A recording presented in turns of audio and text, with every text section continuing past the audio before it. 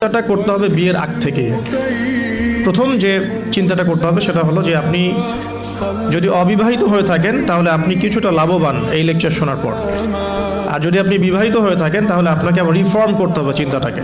যদি এই লেকচারের কোনো একটা পার্টের সাথে আপনার কিছু গ্যাপ থেকে যায় তাহলে ওই জায়গাটা আপনাকে রিফর্ম করতে হবে, আবার আপনাকে একটু কাজ বেশি করতে হবে আপনাকে।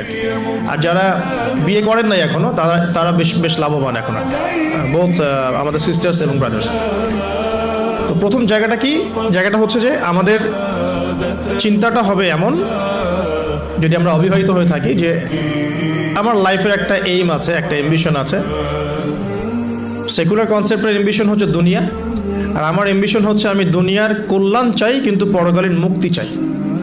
এই হলো আমার ইসলামিক কনসেপ্ট, যে আমি দুনিয়ার কল্যাণ অবশ্যই চাও। দুনিয়াতে আমি একটা বাসস্থান আমার দরকার, একটা জব দরকার আছে, আমার ডিগ্রি সার্টিফিকেটসের দরকার আছে, আমার ব্যবসা বাণিজ্য দরকার আছে, কেরিয়ারের দরকার আছে, কিন্তু আমার উদ্দেশ্যটা হবে পরকালীন স্বার্থ বজায় রেখে দুনিয়ার মুসাফিরের এই জীবনটা কাটিয়ে দেয়া। এখানে সব কিছু পূরণ হবে না, সব স্বপ্ন পূরণ হবে না, আর সব স্বপ্ন পূরণ হয়ে গেলে দুনিয়াটাই জান্নাত হতো আর কি। আর দুনিয়াতে সব কিছু পাওয়া যাবে না বলেই এটা দুনিয়ার কোনো কিছু স্থায়ী নয়। এখানকার সুখও স্থায়ী নয়, এখানকার কোনো কষ্টও কিন্তু স্থায়ী নয়। যে কোনো সিচুয়েশনই পড়ি না কেন চিন্তা করবো যে এটা স্থায়ী নয়, এটা চলে যাবে, হোক কষ্ট অথবা সুখ। আর এর এক্সাম্পল তো নবী সাল্লাল্লাহু আলাইহি ওয়াসাল্লাম দিয়েছেন, ওই যে মৃত গাধার সাথে। তোমরা কি কেউ 1 দিরহামের বিনিময়ে এই গাধা ক্রয় করবে? সাহাবীরা বলছেন যে 1 দিরহাম কেন, বিনামূল্যে দিলেও কেউ ক্রয় করবে না। তো আল্লাহ রাব্বুল আলামিনের কাছে দুনিয়ার মূল্য এতটুকুই। অন্য হাদিসে এসেছে, যদি একটা মাছির দানার পরিমাণও মূল্য থাকতো দুনিয়ার আল্লাহর কাছে, আল্লাহ পাক কাফের মুশরিকদেরকে 1 ফোঁটা পানি পান করতে দিতেন না। আবার আরেকটা হাদিস এসেছে আঙ্গুল চুবিয়ে দেওয়ার কথা মহাসাগরের মধ্যে, সেখানে আঙ্গুল বের করলে যতটুকু লেগে থাকে হাতে সেটা হলো দুনিয়া, বাকিটা পরকাল। সো একজন স্মার্ট মানুষ, হিউম্যান বিং বা মুসলিম, সে কখনোই দুনিয়ার স্বার্থটাকে মুখ্য করে দেখবে না। তো আমরা যারা ইসলামিক আইডিওলজি নিয়ে চলাফেরা করি, আমরা দুনিয়ার কল্যাণটা চাবো কিন্তু পরকালীন মুক্তি নিশ্চিত করতে হবে। তো প্রথম কথা কি, concept of the ambition of লাইফটা ঠিক করতে হবে। সেটা সূরা আলে ইমরানের 185 নম্বর আয়াতে আছে।